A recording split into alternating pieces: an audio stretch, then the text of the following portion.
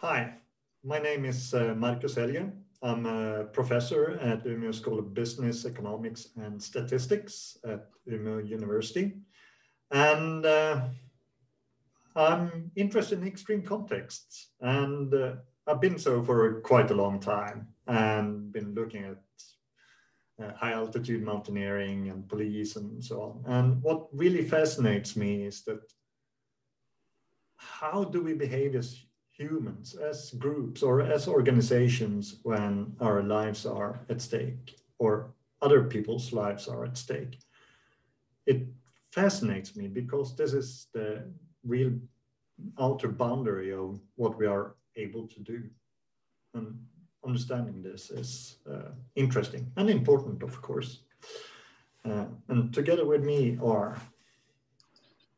Hi, everyone.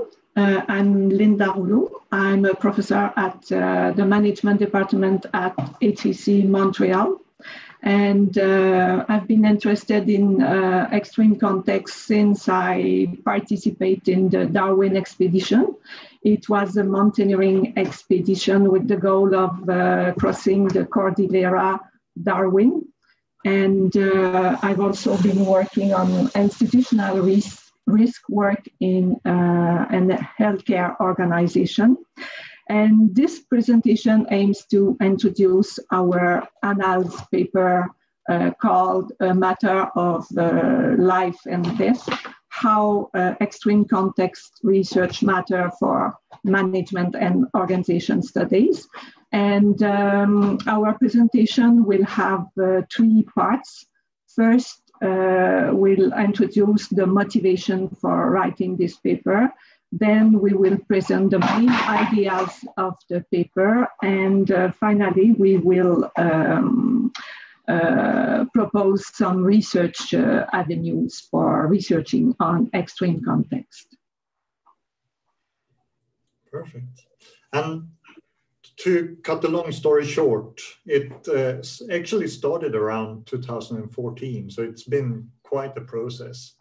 It's not, I don't mean that the paper started by that, but we started kind of thinking about extreme contexts, or what we intuitively thought of being at the boundary of what's possible to do, at something that's exceptional, not something that's kind of extreme, basically.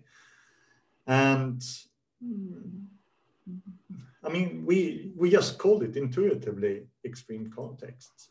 And in order to understand these contexts, then we started organizing a couple of workshops to understand the phenomena better.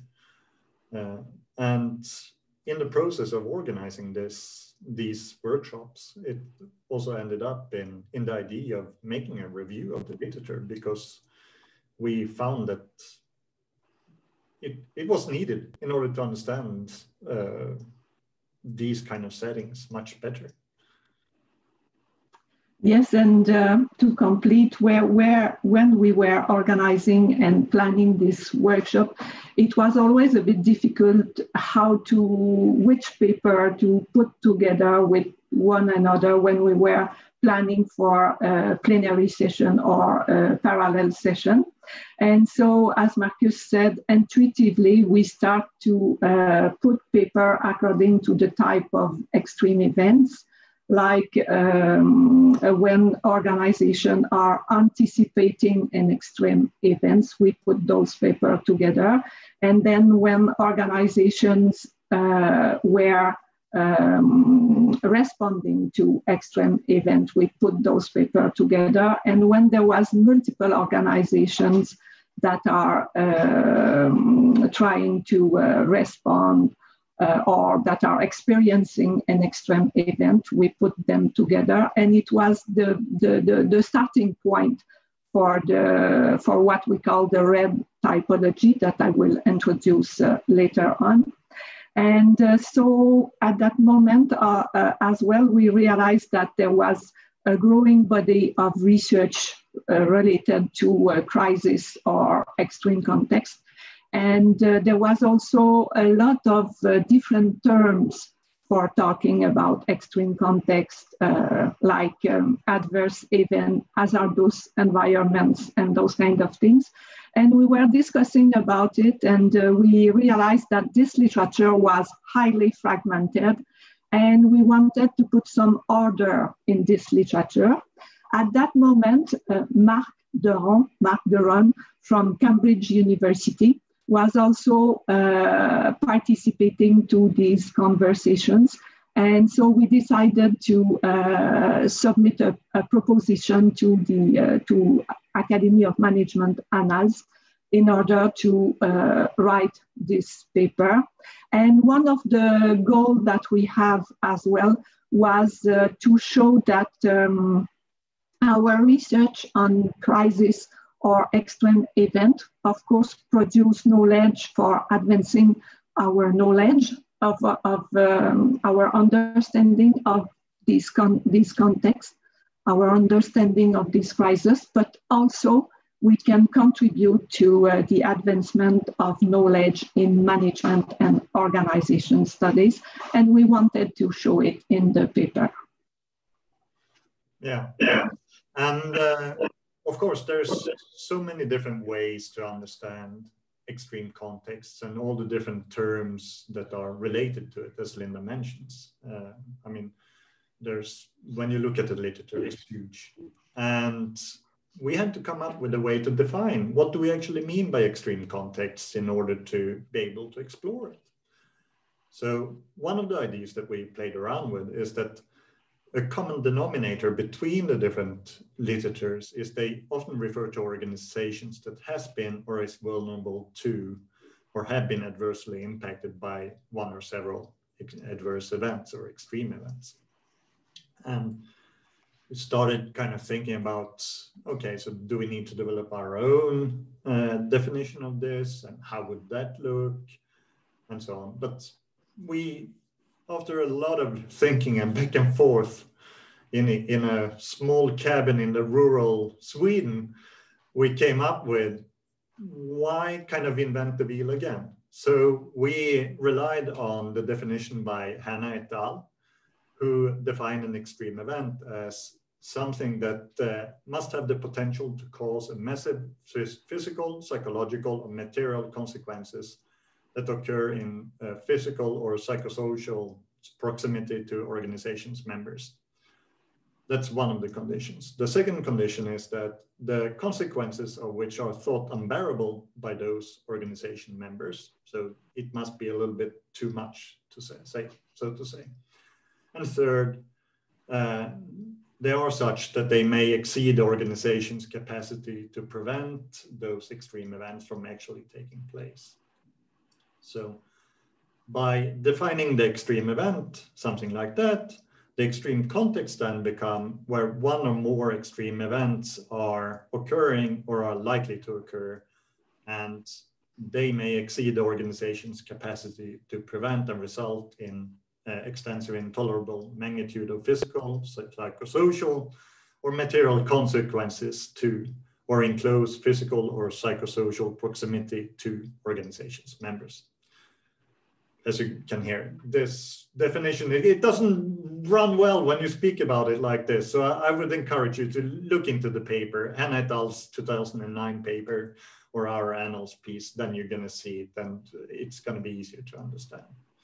But the idea then is that by relying on this definition, it allows us to do three things. And one of them is obviously to make sense of a huge literature, or fragmented literature. It's kind of all over the place, and it's not using the same concepts. It's in different industries. It's so different. And one of the problems also that we noticed in the literature is that, well, there's a tendency to sometimes compare apples to pears. And as we know, that's two different kinds of fruit.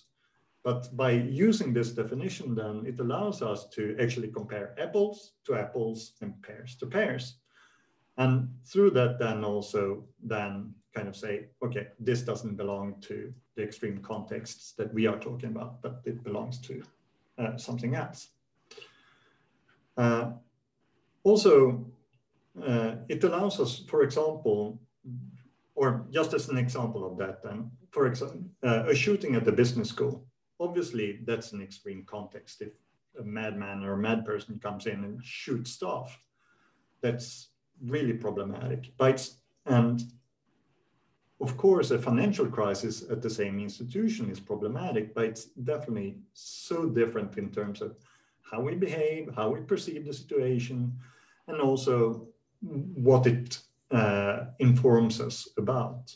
So while the shooting would be part of the extreme context, the financial crisis at the business school would not be this part of the extreme context. So that's one of the things that the definition allowed us to do. The second part that the definition allowed us to do is it allowed us to distinguish between events that are likely to occur and those that are actually occurring. So, for example, are we preparing for events, or are we handling events that are actually happening? And so that's one side of it. And the other side is that it allows us to look at contexts that are prepared to handle events and contexts that are not prepared to handle events, drawing upon the idea that if we are prepared, if we're trained on handling an event, then we are more likely to be used to the kind of event, and also be more likely to actually, or capable of handling that event. And third, then, it allowed us to talk about the red typology that Linda was referring to, and that she's going to be introducing more in depth. So, but perhaps before we get into the methodology or into the red typology, I'm going to talk a little bit about the method, because it's kind of a special case in itself. And just to give you an idea of how fragmented the literature is. So to start with, we figured that if we want to make a review of the literature related to extreme contexts, it makes sense to use the kind of top-tier journals in North American and European top-tier journals predominantly. The idea is that, well, these journals, they have high requirements in terms of theoretical advancements and methodological rigor. So even if it's kind of a lot of important contributions have been made in books and book chapters, in other type of specialized journals and so on, we have to start somewhere, right? And we chose to start at the top tier journals. So we looked at 9 top tier journals, and essentially we downloaded all the articles published in those journals between 1980 and 2015. So we ended up with close to 15,000 articles. And we couldn't use keywords in order to tease out which are relevant. So we tried a number of different approaches. We played around with bibliographic analysis, we kind of selective reading in order to kind of snowball our way through the material, keyword searches, and so on. But it didn't really work out at the end. It didn't allow us to cover the literature the way we wanted to do. So we ended up with the obvious solution of going line by line through all the close to 15,000 articles, looking at the title, looking at the abstract, and then finally looking at the articles. Let me tell you, it was tedious work for sure. It was rewarding at the end. It was extremely interesting at the end, but it was an interesting process to get there. And at the end, we ended up with 138 different articles that we reviewed in detail. And after kind of checking and double checking that we had not missed anything. And those 138 articles, important also to notice is that they are empirical articles. And they are from a wide range of industries, everything from military, oil, healthcare, to sports, World War, and nuclear accidents. And from that, then we categorized the articles according to the red typology. Linda. Yes, effectively. In order to present this fragmented literature, we end up with 2x2 matrix which is,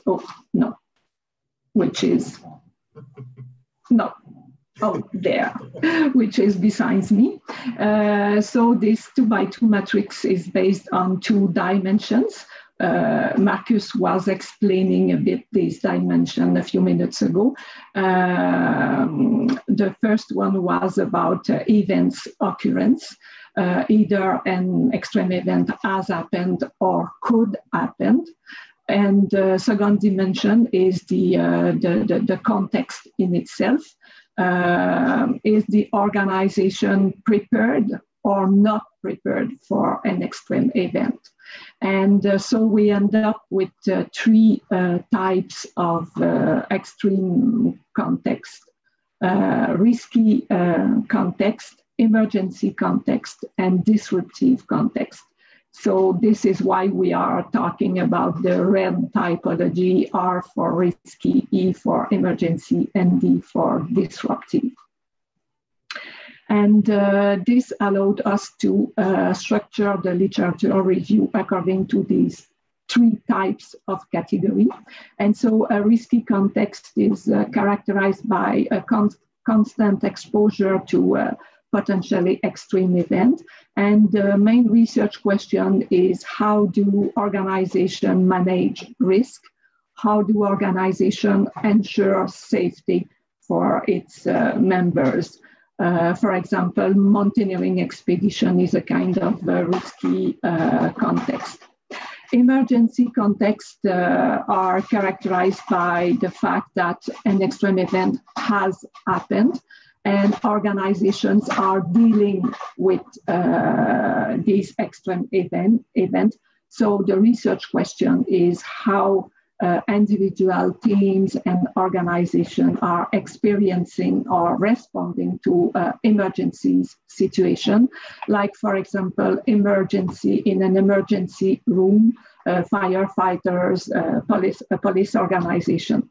In disruptive context, an extreme event has happened, but the organization, and more than the organization, the communities and societies were not prepared, like, for example, a natural disaster or catastrophe. How do organizations respond to such disruptive events is the main research question for this kind of literature. So this typology helps us to structure and classify the literature, but also, as we told you before, it was important for us to be able to show that those kind of research, of course, help us to understand what a crisis is about, but also we wanted to show how these research are advancing management and organization studies. And so we look at how these 138 papers have been cited in the general literature. And from those citations, we were able to see for each type of extreme context what has been transferred in management and organization studies. And I give you some examples. For example, in the literature on risky context, the idea of temporary organization, collective mind, task prioritization, team scaffoldings are all notions that comes from the literature on extreme context, but they've been developed in other domains of management and organization studies. Regarding the emergency context, there's a lot of research that has been done on crisis sense making related to emergency context, and we all know that crisis sense making has been really important for developing our knowledge about sense making in many different around many different topics. For example, the ideas of mindfulness, resourcefulness, resilience comes from this literature. And from disruptive context, it has also provide important ideas. For example, everything about organizational improvisation, which has become a kind of domain, research domain in management and organization studies, but also some themes like liminality, compassionate organizing. All of this comes from the literature on extreme context. So, just to a little bit of word of a caution, perhaps, and that is extreme context. As we started with, I mean, both me and Linda, and most of you, I guess, is passionate about extreme context and are interested in it and so on. But it's a word of caution because it's when we organize these workshops that we started with and conference themes and so on. It's so, what we notice, it's so easy to be seduced by extreme contexts. So, because they are interesting and they are important as well. So for example, they are important because we risk injury and death among people, not only if we are the people in the extreme context, we risk ourselves, but otherwise the practitioners, the people that we study, they risk their lives or other people. So for the doctor, for example, he risks the patient's lives. So of course then it makes sense that we need to understand how to learn from past events in order to not repeat the problems that occur. And we need to know how to efficiently put out the fire or avoid getting people shot at the school or avoiding chemical spills to happen. I mean, for all these reasons, we need extreme context and we need to understand them because extreme events are part of our modern society. But on the other hand, we need to move beyond merely describing the extreme context that we are so interested in, because the mere description of something doesn't help us theorize what's going on. It doesn't help us to understand the events or the processes that we want to address in a better way. So the word of caution then is that we need to make sure that we theorize what we are saying. And I believe it was Kurt Lewin that said that there's nothing as practical as a good theory. And that's definitely applying to extreme context. And we need to think about it in our own research, even if we're really excited about the context in itself. But that's just kind of the starting point. It's not the end. So going to the research agenda then, in the Annals piece, we noticed 4 different themes, if one could say, and we encourage you to look into them more thoroughly. I mean, we just going to briefly address them. But one of the things are the role of routines in extreme contexts. And it kind of makes sense that routines are important in an extreme context because according to contemporary theorizing of routines, they provide both flexibility and stability at the same time. And it goes without saying that we need both in an extreme event, because an extreme event is kind of throwing all different kind of curveballs and we need to adapt and so on. At the same time as we need to also have a structure in order to be able to predict what's going on and be able to prepare and follow a certain process. So routines are really, really important to extreme contexts. So for example, I wouldn't like to have brain surgery with a doctor that's not knowing about any routines and just kind of digging around in my hand, kind of improvising as it goes. And also another example then, of course, is the simple routine of washing the hands, how it significantly reduced the mortality rate from childbed fever. As soon as we started washing our hands, the mortality rate went down. And also, I mean, for obvious reasons, that's kind of a contemporary knowledge that's good to have with COVID-19 going around us. So the point being then that routines are important but they are also likely to differ according to which context. Kind of that their importance have different implications, whether it's a risky context, an emergency context, or a disruptive context. So for example, then just to take one example, is in a disruptive context, if we're not prepared, how do we then develop routines? If we never collaborated within our community, how do we develop collective routines, social routines that allow us to coordinate our efforts? Obviously, routines are important. The second research agenda that we found when we went through these 138 papers is the importance of emotions and embodiment in extreme contexts. And in a way, this is also kind of obvious, I would say, at least. Perhaps others wouldn't agree, but in a setting where people might get hurt or killed, I mean, that is something that are, or at least should be, quite emotional. I mean, if I risk someone's lives or actually kill someone, I really, really hope I feel bad about it. And obviously this has implications for how we organize. Are we scared? Are we confident? And so on.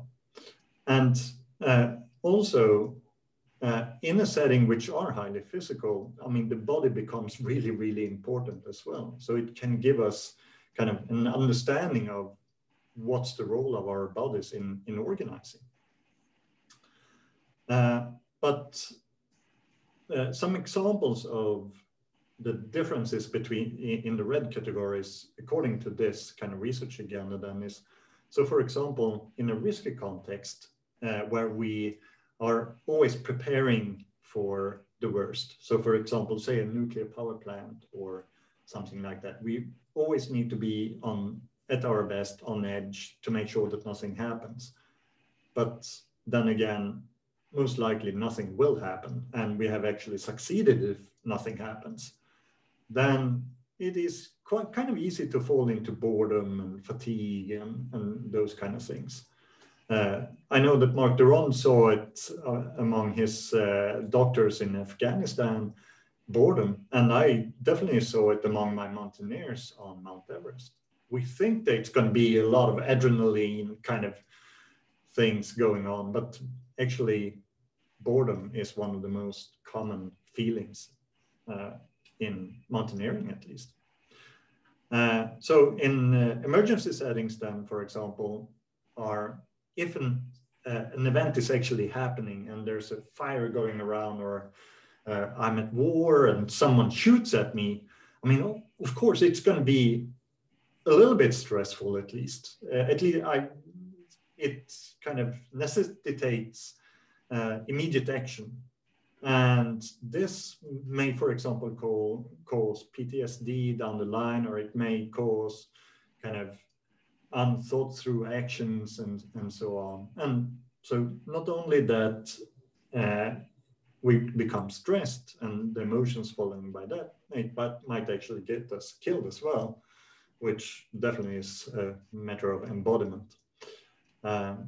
Disruptive contexts then, so for example, it allows us to explore compassionate organizing and those kind of things that Linda mentioned before as well.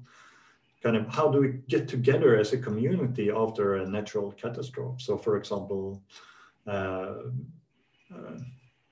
forest fires or big earthquakes and stuff like that, kind of how does it bond us together as a community? So emotions and embodiment, it's definitely a theme within the research, and it's something that we can use in order to advance management and organization studies in general, that's for sure. I think it's really, really one of the contributions we can make. Yeah. We should also look at the other level, the opposite level of emotions and the body. In fact, most of the research either on risky, emergency or disruptive context have been done at the organizational level. And we need to look more at the institutional level of extreme context. What is happening at this at the societal level, at the institutional level. And also we should be better in making links between all the level of analysis. There's the micro level at the individual and teams.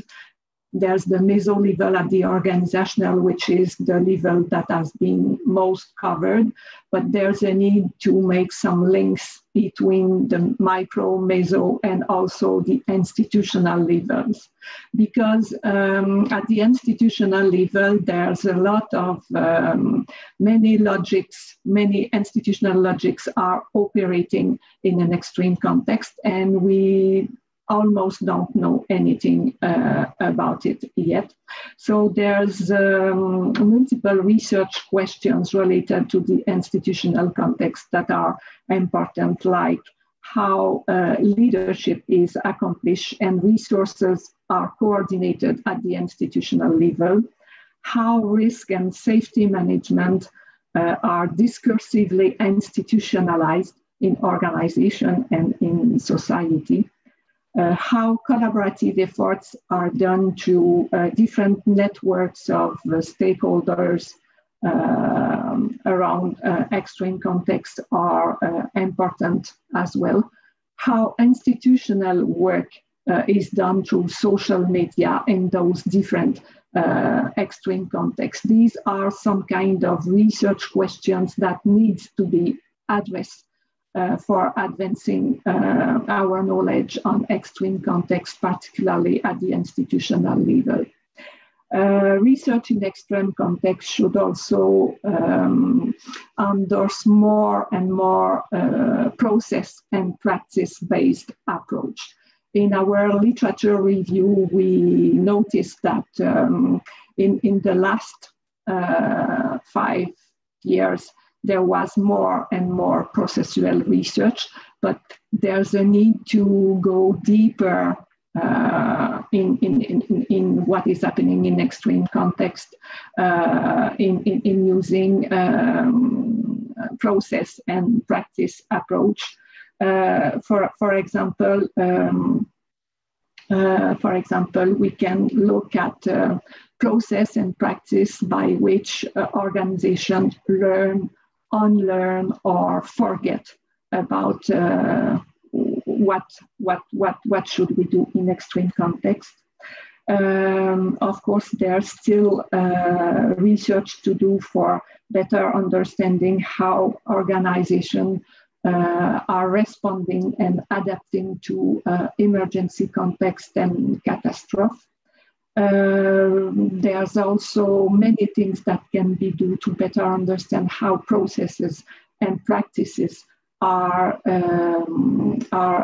dealing with contradiction related to protection versus production in risky context, for example. And I was talking a few minutes ago, about crisis sense making. There's still a lot of things to do in adopting a process or a practice perspective in research, in researching crisis sense making.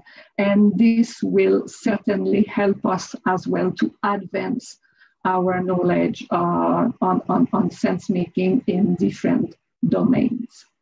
And as Markus has talked about it a bit when he was looking at the two first research avenues, I want to finish it by saying that we are now, all of us, living in a kind of extreme context. At the individual level, we are anticipating. We are in a context of, we are living with the risk of getting the COVID-19. Our organizations are putting in place different emergency procedures and those kind of things. And finally, in society and in our communities, these communities and societies are disrupted at the moment. The difference with the past research with extreme context is that COVID-19 made this extreme context global, and past research were looking at local events, but nowadays the pandemic in fact is local, and the pandemic, there's also more important temporality. I mean that it's not finished and we have no idea when it will be finished. So the geographic and temporal aspects are quite different with the pandemic. And we think that research in extreme context is more relevant than ever. And also the research agenda that we were presenting are still very relevant, more relevant than ever. Yeah. And just to add to that, the final comment is that we know and experience it ourselves how hard COVID-19 are on us as researchers. And of course, it provides obstacles for us to do our research, in particular if it requires us to be in person with the people that we are interested in. But if we can't physically go there, how do we look at what they are actually doing? On the other hand, perhaps it's too late to just throw up the hands in the air and give up, and rather kind of, okay, so what kind of opportunities does arise from this? So for example, we can do ethnographies. That's one possibility, because there's definitely tons of data on how people think about COVID-19. And there's, in the news, there's a whole bunch of material to ready at our hands, more or less. And also, for example, the fact that we are recording this through Zoom, a lot of the organizations that we have experience from, they use one kind of a digital solution in one way or the other. And if we have access, of course, we can participate in their meetings, and with their, if they think it's appropriate, and the ethics boards and so on. I mean, we could even record these meetings and try to make sense of what's going on in our research. So it's not only that it provides obstacles, it might actually turn out to be a rare opportunity as well following COVID-19. Given that it's a horrible event, people are dying, so it's really, really serious. And that is also why we think it's quite important that we as extreme context researchers engage with this topic, because this is actually perhaps what drew us into this in the first place. So with that, we are done. Rock on.